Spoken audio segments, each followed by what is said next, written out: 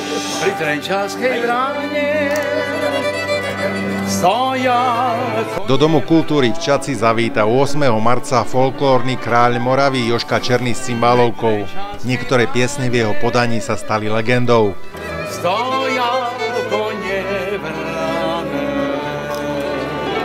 Okrem toho, že s cymbalovou hudbou naspieval stovky piesní, má v repertoári aj piesne dýchovej hudby, ktoré spieval s Moravankou, ale aj pesničky Karla Hašlera, Po starých zámeckých schodech, alebo Tá naše písnička česká.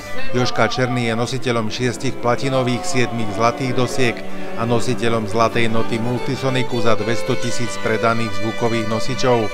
Spolu predá niekoľko miliónov platní a CD nosičov. Pre neobvyklý rozsah a nádhernú farbu hlasu majú radi Jožka Černého poslucháči a diváci nielen v celej Českej a Slovenskej republike, ale aj v mnohých zahraničných krajinách, ktoré s ľudovými pesničkami precestoval. Srdečne pozývame všetkých priaznivcov pekných piesní a dobrej cymbálovej hudby na tento nový program. Vstupenky v cene 10 eur sú už v predaji a môžete si ich zakúpiť v pokladnici Domu kultúry v Čadci.